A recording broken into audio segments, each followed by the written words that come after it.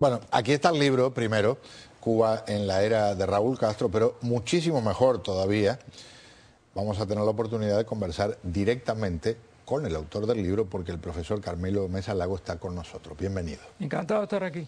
Un placer. ¿Qué encuentra el que se sumerja en las páginas del libro? Sí, el tema es que los 50 primeros años de la revolución fueron desastrosos por la propiedad estatal de los medios de producción, la centralización de las decisiones, la falta de incentivos, etc. Entonces, Raúl se encuentra en una situación extremadamente difícil, que le fuerza a hacer las reformas. O sea, las reformas estructurales son el producto de 50 años de la política de Fidel.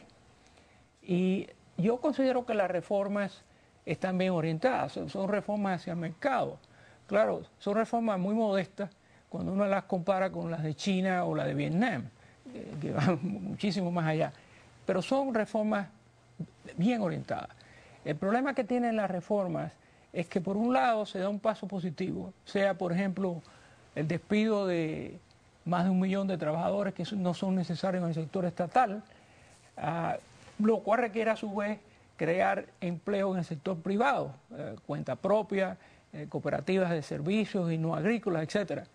Pero por el otro lado se pone todo tipo de trabas, de impuestos, de restricciones, que hace que este paso, que es un paso positivo, no funcione. Es un híbrido que no produce fruto. El famoso cuento aquel de borrar con el codo lo que uno escribió con la mano.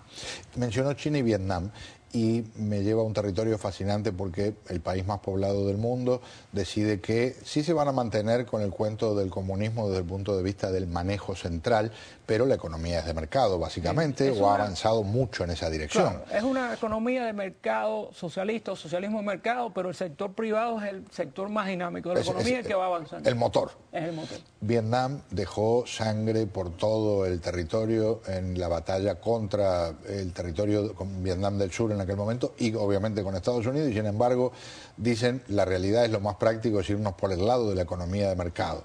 Cuba, que está al lado de la potencia número 1 del planeta, un ejemplo con sus ineficiencias de cómo funciona el mercado, se ha mantenido medio siglo apartada de la realidad, aunque se haya caído el bloque entero de la Unión Soviética, por ejemplo. Es casi imposible pensar en reformas profundas mientras la estructura mental sea esa, ¿no? Hay que decir que estas reformas que comenzó Raúl con el famoso discurso del año 2007, él llamó reformas estructurales, ¿no? Son en realidad las más importantes que se han hecho bajo la revolución.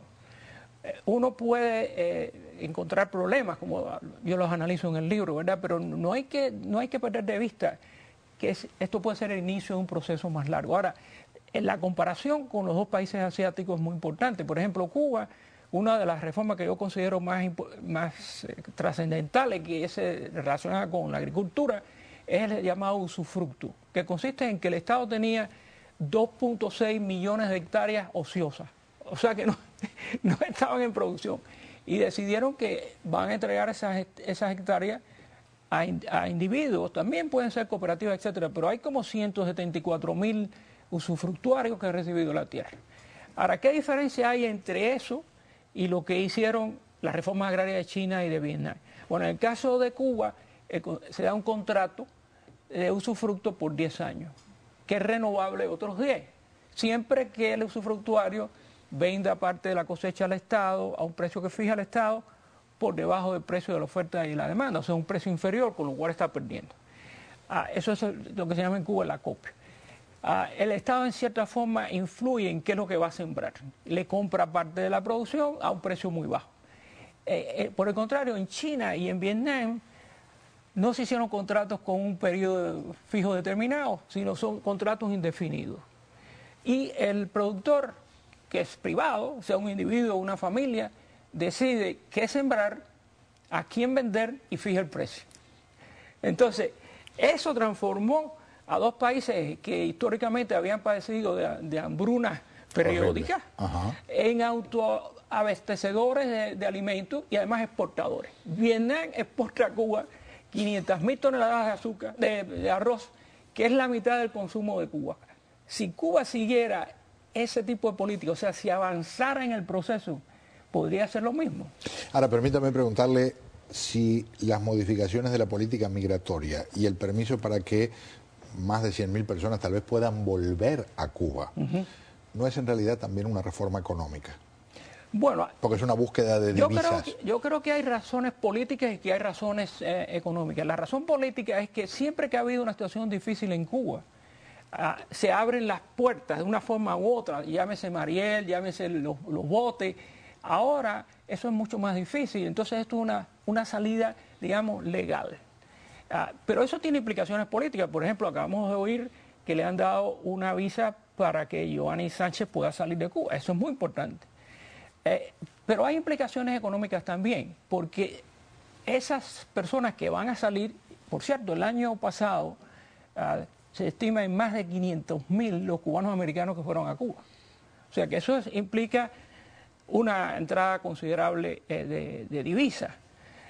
Pero si esa puerta se abre todavía un poco más, pues habrá más personas que vengan a los Estados Unidos o a otras partes, y eso implicará también un incremento de las divisas que recibe el gobierno de Cuba. Pero no hay que perder de vista el punto político. Yo creo que es muy importante ese ángulo de la reforma migratoria.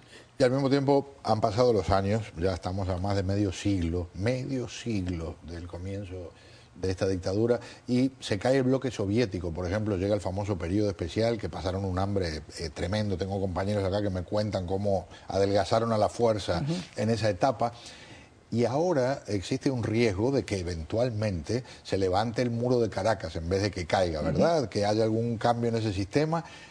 ¿Puede aguantar Cuba un golpazo de eso si pierde el petróleo gratis? Sí, fíjense, en el libro yo estimo, porque no hay cifras del año 2011, mucho menos del año 2012, claro, se demora. Pero en el año 2010 yo estimé que la ayuda de Venezuela a Cuba en 13.000 millones de dólares. Eso combina el comercio, estamos hablando del 42% del comercio total de Cuba es con Venezuela, le sigue China solo con un 9%, fíjense qué brecha.